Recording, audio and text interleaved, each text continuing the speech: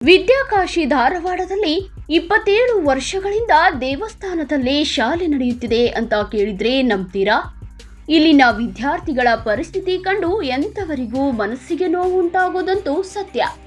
ರಾಜ್ಯ ಹೊರ ರಾಜ್ಯಗಳಿಂದ ಧಾರವಾಡಕ್ಕೆ ಬಂದು ವಿದ್ಯಾರ್ಥಿಗಳು ಕಲಿಕೆಯನ್ನು ಪೂರೈಸುತ್ತಾರೆ. ಆದರೆ ಇಲ್ಲಿನ ಪರಿಸ್ಥಿತಿಯೇ ಬೇರೆ ಇದೆ ಅನ್ನೋದು ಈ ಶಾಲೆಯನ್ನ ನೋಡಿದ್ರೆ ಗೊತ್ತಾಗುತ್ತೆ. ಹಾಗಾದ್ರೆ ಏನಿದು ಪರಿಸ್ಥಿತಿ? ಯಾಕೆ ಈ ಮಕ್ಕಳು ದೇವಸ್ಥಾನದಲ್ಲಿ ಕಲಿಯುತ್ತಿದ್ದಾರೆ? ಎಷ್ಟು ವರ್ಷಗಳಿಂದ ಇಂತಹ ಪರಿಸ್ಥಿತಿ ಇಲ್ಲಿ ನಿರ್ಮಾಣವಾಗಿದೆ ಎಂಬುದರ ಸಂಪೂರ್ಣ ಮಾಹಿತಿಯನ್ನು ನಾವು ನಿಮ್ಮ ಮುಂದೆ ಇಡ್ತಾ ಇದ್ದೇವೆ. ಕೊನೆವರೆಗೂ ನೋಡಿ.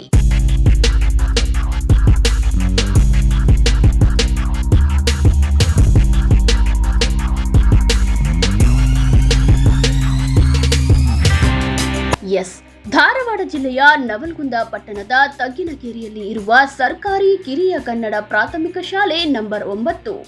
ಈ ಶಾಲೆಯ ವಾಸ್ತವ ಪರಿಸ್ಥಿತಿ ಕೇಳಿದರೆ ಯಾರಿಗಾದರೂ ಆಶ್ಚರ್ಯವಾಗಬಹುದು. 1ರಿಂದ 4ನೇ ತರಗತಿಯವರೆಗೆ ಓದುತ್ತಿರುವ ಮಕ್ಕಳು ಕಳೆದ 27 ವರ್ಷಗಳಿಂದ ಸ್ವಂತ ಶಾಲಾ ಕಟ್ಟಡವಿಲ್ಲದೆ ದೇವಸ್ಥಾನದಲ್ಲಿ ವಿದ್ಯಾಭ್ಯಾಸ ಮಾಡುತ್ತಿದ್ದಾರೆ.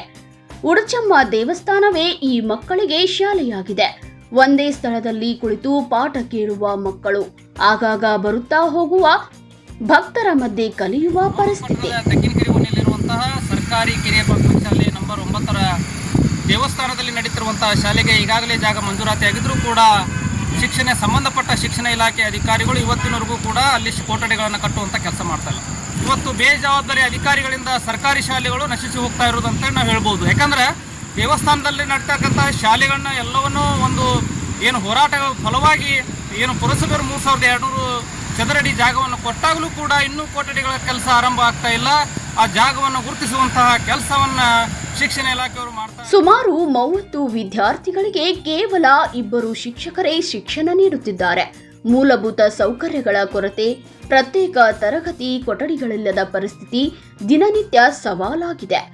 ಅಷ್ಟೇ ಅಲ್ಲ, ಶೌಚಾಲಯಗಳಂತಹ ಮೂಲಭೂತ ಸೌಕರ್ಯಗಳಿಗೂ ವಿದ್ಯಾರ್ಥಿಗಳು ಸಾರ್ವಜನಿಕ ವ್ಯವಸ್ಥೆಯನ್ನೇ ಅವಲಂಬಿಸಬೇಕಾಗಿದೆ.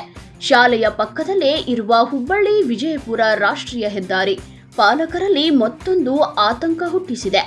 ಮಕ್ಕಳ ಸುರಕ್ಷತೆ ಬಗ್ಗೆ ಅವರು ದಿನವೂ ಚಿಂತಿಸುತ್ತಿದ್ದಾರೆ. 1998ರಲ್ಲಿ ಆರಂಭವಾದ ಈ ಶಾಲೆ ಇಷ್ಟು ವರ್ಷಗಳಾದರೂ ಕಟ್ಟಡವಿಲ್ಲದೆ ಮುಂದುವರಿಯುತ್ತಿರುವುದು ಪ್ರಶ್ನೆ ಹುಟ್ಟಿಸುತ್ತಿದೆ. ಒಮ್ಮೆ 40ಕ್ಕೂ ಹೆಚ್ಚು ವಿದ್ಯಾರ್ಥಿಗಳಿದ್ದ ಈ ಶಾಲೆ ಇಂದು ಕ್ರಮೇಣ ವಿದ್ಯಾರ್ಥಿಗಳ ಸಂಖ್ಯೆಯಲ್ಲೂ ಕುಸಿತ ಕಾಣುತ್ತಿದೆ. ಬೆಳೆಯುವ ಸಿರಿ ಮೊಳಕೆಯಲ್ಲಿ ಎನ್ನುವಂತಹ ಮಾತಿನಂತೆ ಮಕ್ಕಳಿಗೆ ಸಿಗಬೇಕಾದ ಮೂಲಭೂತ ಶಿಕ್ಷಣ ಸೌಲಭ್ಯಗಳೇ ಇಲ್ಲದಿರುವುದು ಅವರ ಭವಿಷ್ಯದ ಮೇಲೆ ಪರಿಣಾಮ ಬೀರುತ್ತಿದೆ. ಈ ಪರಿಸ್ಥಿತಿ ಇಷ್ಟು ವರ್ಷಗಳಿಂದ ಮುಂದುವರೆದರೂ ಈ ಭಾಗದ ಶಾಸಕ NH ಕೋನರೆಡ್ಡಿ ಸೇರಿ ಶಿಕ್ಷಣ ಇಲಾಖೆಯ ಅಧಿಕಾರಿಗಳಿಗೆ ಇಲ್ಲಿನ ಪರಿಸ್ಥಿತಿ ತಿಳಿದಿದ್ದರೂ ಕಂಡು ಕಾಣದಂತೆ ಕೈಕಟ್ಟಿ ಕುಳಿತಿದ್ದಾರೆ. ತಮ್ಮ ವಾಹಿನಿಯ ಮೂಲಕ ನಾವು ಸಂಬಂಧಪಟ್ಟ ಅಧಿಕಾರಿಗಳಿಗೆ ಮತ್ತು ಸರ್ಕಾರಕ್ಕೆ ನಾವು ಹೇಳೋದು ಇಷ್ಟೇ, ಇನ್ನೇನು ಜೂನಲ್ಲಿ ಮತ್ತೆ ಶಾಲೆ ಆರಂಭ ಆಕೈತಿ, ಮತ್ತೆ ಮಕ್ಕಳು ಅದೇ ದೇವಸ್ಥಾನದಲ್ಲಿ ಶಿಕ್ಷಣ ಮುಂದುವರಿಯುವಂತಹ ಅನಿವಾರ್ಯ ಪರಿಸ್ಥಿತಿ ಬರ್ತೈತಿ. ಹಾಗಾಗಿ ಈ ಕೂಡಲೇ ಸಂಬಂಧಪಟ್ಟ ಶಿಕ್ಷಣ ಇಲಾಖೆ ಅಧಿಕಾರಿಗಳು ಮತ್ತು ಸಂಬಂಧಪಟ್ಟ ಜಿಲ್ಲಾಧಿಕಾರಿಗಳು ಈಗಾಗಲೇ ಕ್ರಮ ತೆಗೆದುಕೊಂಡು ಅಲ್ಲಿ ಕೊಠಡಿಗಳನ್ನ ನಿರ್ಮಾಣ ಮಾಡುವಂತಹ ಕೆಲಸ ಮಾಡಬೇಕಂತ ಹೇಳಿ ತಮ್ಮ ವಾಹಿನಿ ಮೂಲಕ ಆಗ್ರಹ ಮಾಡ್ತೇವೆ. ಶಾಲಾ ಕಟ್ಟಡಕ್ಕೆ ಸ್ಥಳ ಗುರುತಿಸಿ ಶಾಲಾ ಕಟ್ಟಡದ ನಿರ್ಮಾಣಕ್ಕೆ ಪ್ರಸ್ತಾವನೆ ಸಲ್ಲಿಸಲಾಗಿದೆ ಎಂದು ತಿಳಿದು ಬಂದಿದೆ. ಸುಮಾರು 30 ಗುಂಟೆ ಜಾಗವೂ ಮೀಸಲಿರಿಸಲಾಗಿದೆ. ಈಗಲಾದರೂ ಸಂಬಂಧಪಟ್ಟ ಅಧಿಕಾರಿಗಳು ಮತ್ತು ಜನಪ್ರತಿನಿಧಿಗಳು ಎಚ್ಚೆತ್ತುಕೊಂಡು ಈ ಮಕ್ಕಳಿಗೆ ಸೂಕ್ತವಾದ ಶಿಕ್ಷಣ ಪರಿಸರ ಒದಗಿಸಬೇಕು ಎಂಬುದು ಸ್ಥಳೀಯರ ಒತ್ತಾಯ.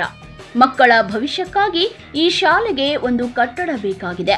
ಮೊದಲೇ ಸರ್ಕಾರಿ ಶಾಲೆಗಳು ನಶಿಸುವ ಹಂತದಲ್ಲಿದ್ದರೆ ಇರುವಂತಹ ಮಕ್ಕಳನ್ನ ಕಾಯ್ದುಕೊಳ್ಳಲು ಸರ್ಕಾರ ವಿಫಲವಾಗಿರುವುದು ನಿಜಕ್ಕೂ ನಾಚಿಕೆಗೇಡಿನ ಸಂಗತಿ. ಇಬ್ರು ಸ್ಟಾಫ್ ಎಲ್ಲ ಸಬ್ಜೆಕ್ಟ್ ಇಬ್ರು ತಗೊಳ್ಳೋದು. 98ರಿಂದ ಐತ್ರಿ. 1998ರಿಂದ ಇದೇ ದೇವಸ್ಥಾನ ಅನ್ರಿ, ಮತ್ತೆ ಅಲ್ಲೊಂದು ಐತಲ್ಲ ಇದೇ ದೇವಸ್ಥಾನ ಅದ್ರಿ. ಇಲ್ಲಿ ಗಟ್ಟ ಮನಮೆ ಗಟ್ಟ ಆಗ್ತಾರಲ್ರಿ ದೇವಿಗೆ, ಅವಾಗ ಒಂದು ವಾರ ಅಲ್ಲಿ ಹೋಗಿರ್ತೇವೆ. ಹುಡುಗರು ಇದು ಮಾಡ್ತಾವ ಹಿಂಗ ಅಲ್ಲೀಗ ಇದ್ರ ಬಗ್ಗೆ ಹೆಂಗ ಯಾರ ಮುತುವರ್ಜಿ ವಹಿಸ್ಯಾರು ಹೆಂಗ? ಹ್ಞೂನ್ರಿ, ಅದ ಜಾಗನೂ ಇದು ಆಗೈತ್ರಿ, ಇಲ್ಲಿ ಸೆಕ್ಷನ್ ಆಗೈತ್ರಿ. ಆಮೇಲೆ ಆಕಾಶನೂ ರೆಡಿ ಆಗತೈತ್ರಿ, ಉತ್ತಾರನೂ ಎಲ್ಲಿ ಜಾಗ ಎಲ್ಲಿ ಕೊಟ್ರ? ಇಲ್ಲಿ ಹಳೆ ಇದು